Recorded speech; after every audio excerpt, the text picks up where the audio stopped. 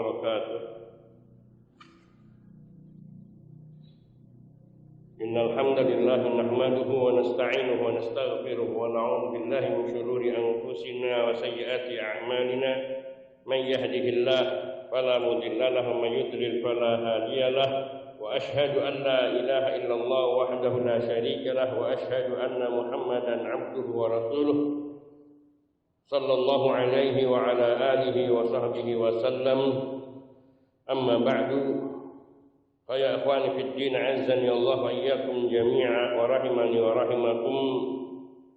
Kemudian kita melanjutkan bahasan yang lalu, masih di bab man sabbad dahra faqad adallah.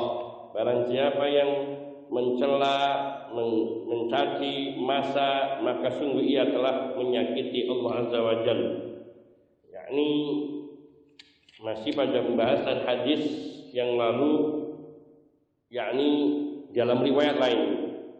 Di dalam sahih disebutkan dari Abu Hurairah radhiyallahu taala anhu, dari Nabi sallallahu alaihi wasallam, beliau bersabda, Allah taala berfirman, qala Allah taala yu'dzini ibnu Adam, anak Adam menyakitiku.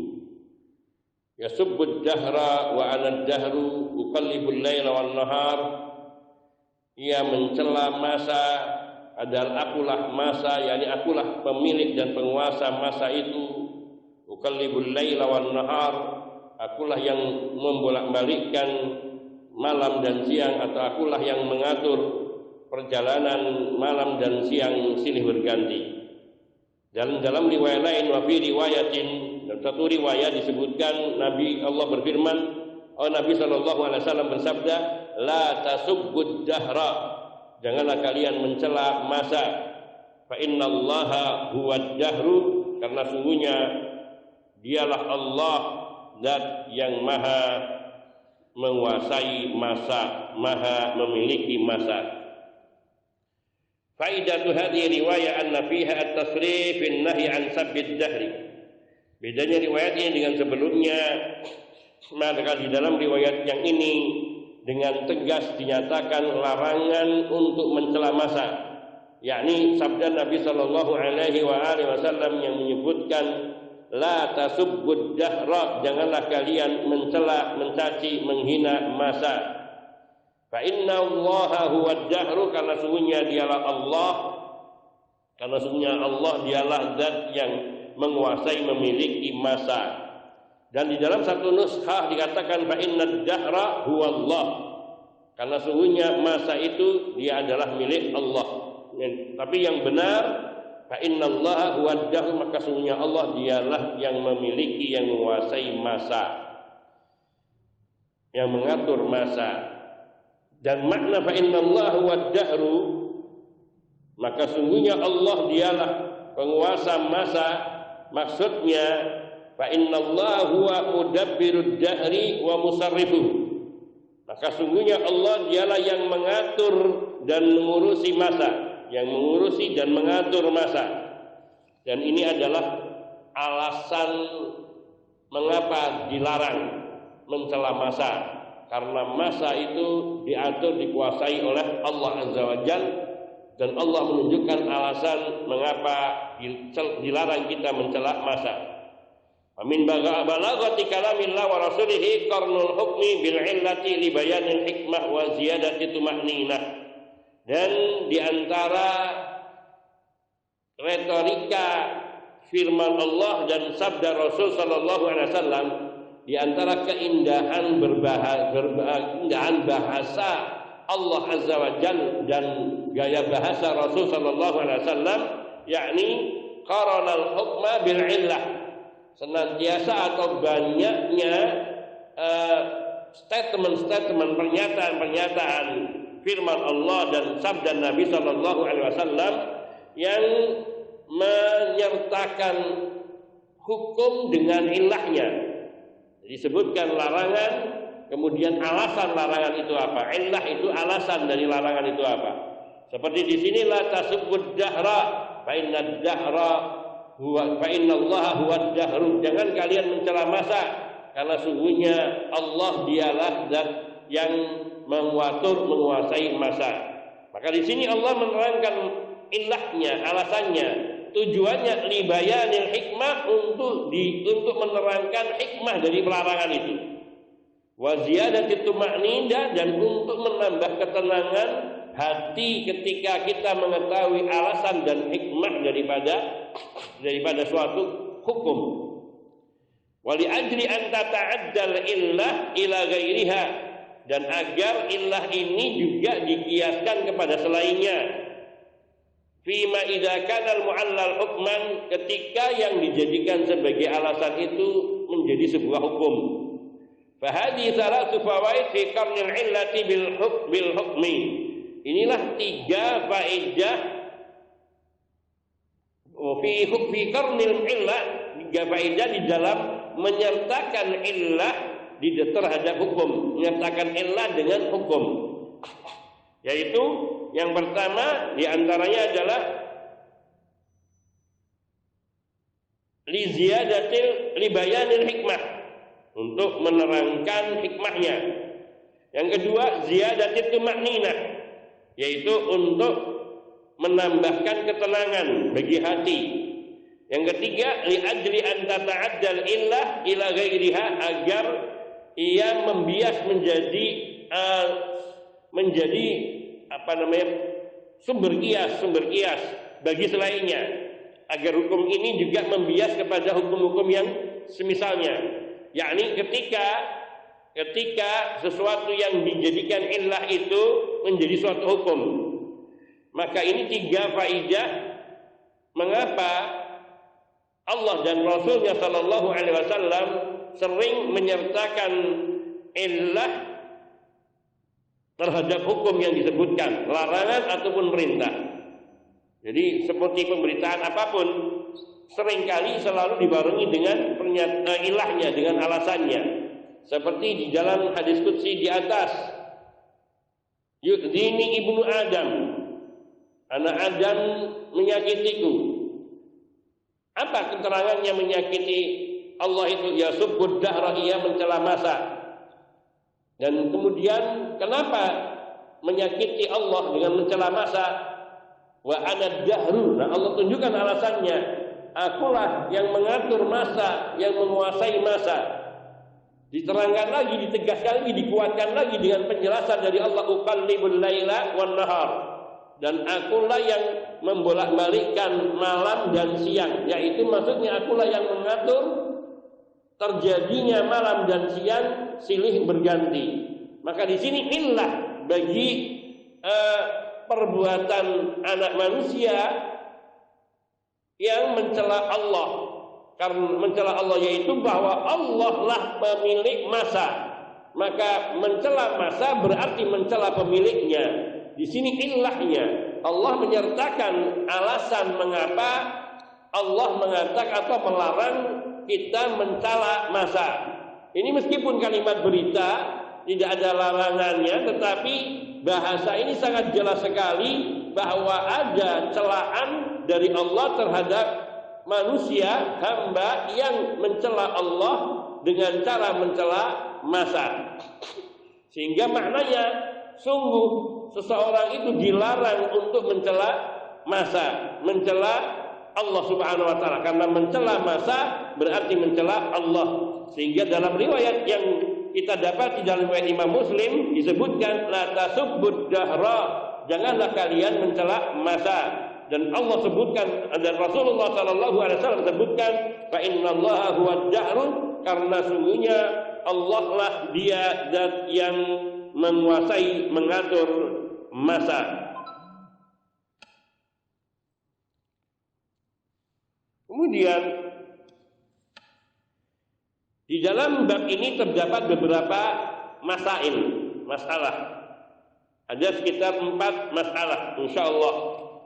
Masalah yang pertama, yakni artinya poin-poin yang bisa menjadi catatan bagi kita di dalam bab ini. Pertama, an-nahyu an sabbid dahri, larangan dari mencela masa. Ini yaitu Karena Nabi Shallallahu Alaihi Wasallam menyatakan la tasubbud dahra. Ini juga pernyataan Allah secara implisit yang menyatakan yu'zini ibnu Adam, anak Adam menyakitiku. Yasubbud dahra, ia suka mencela masa.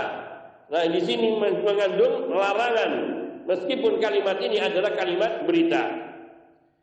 Asaniyah, yang kedua, tasmiyatu adallah, dan Allah menyebut perbuatan mencela masa itu adalah dengan perbuatan menyakiti Allah Azza wa Jalla.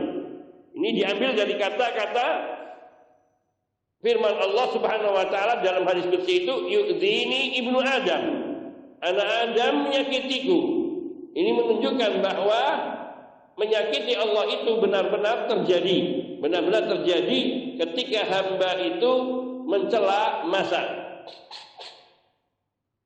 As-salisah, poin yang ketiga, at-ta'ammulu fi qawlihi fa innallaha wad-dahr, yakni adanya perenungan ataupun penghayatan terhadap firman Allah Subhanahu wa taala yang menyatakan fa innallaha huwad-dahr, maka sungguhnya Allah dialah pemilik masa, yang menguasai, yang mengurusi dan yang mengatur dari masa.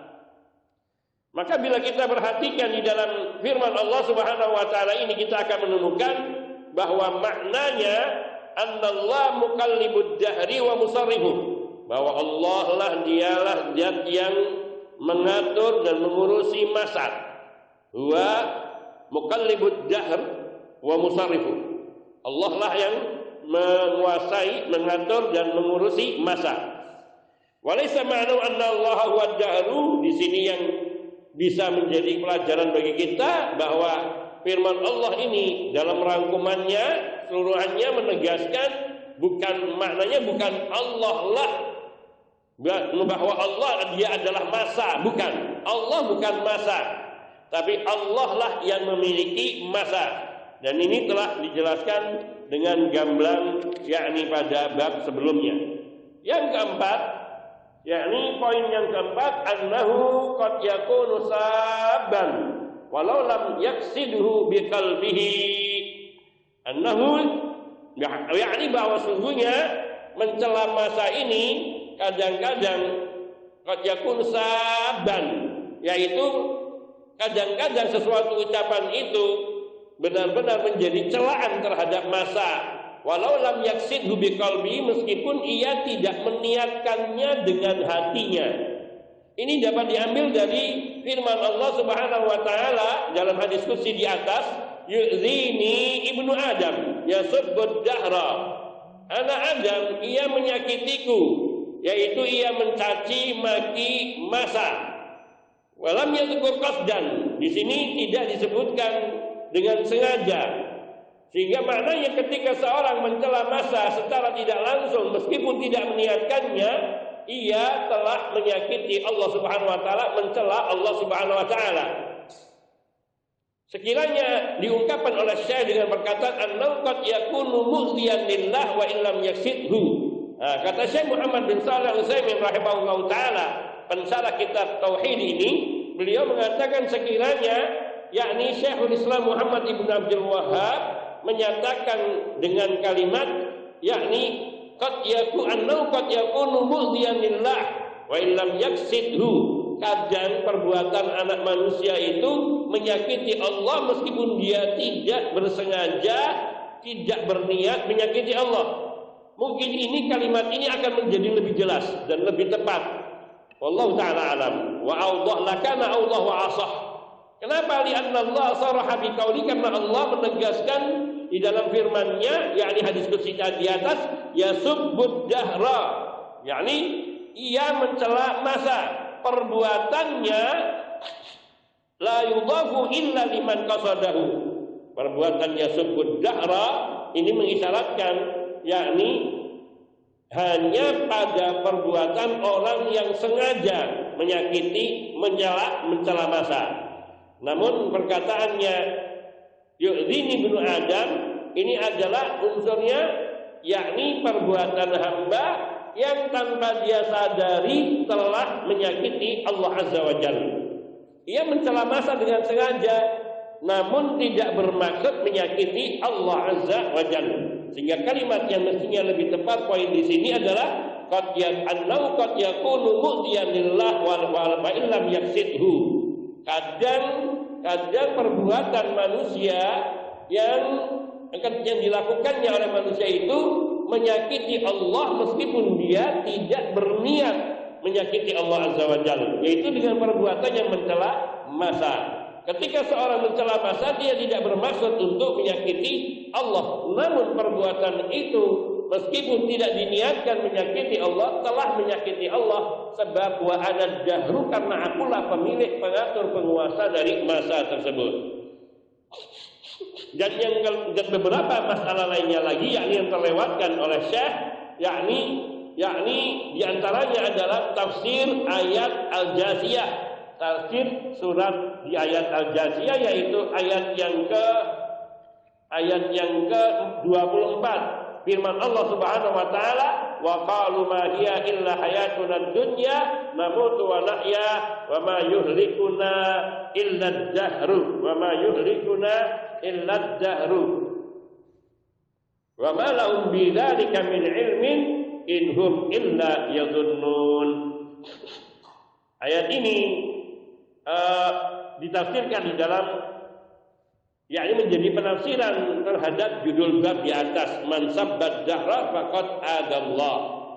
Nah, demikian pembahasan dalam bab man sabbad dahra faqad adallah. Barang siapa yang mencela masa, maka ia hakikatnya menyakiti Allah. Kita masuk kepada bab berikutnya, yaitu at-tasammi bi qadil qudati wa nahwih. Insyaallah tentang hal ini kita akan bahas pada pertemuan mendatang biiznillah taala. Hadza minni wa sallallahu wasallam ala nabiyina Muhammadin wa alihi wa sahbihi ajma'in. Walhamdulillahirabbil alamin. Subhanakallahumma bihamdika asyhadu an la ilaha illa anta astaghfiruka wa atubu ilaik. Assalamualaikum warahmatullahi wabarakatuh.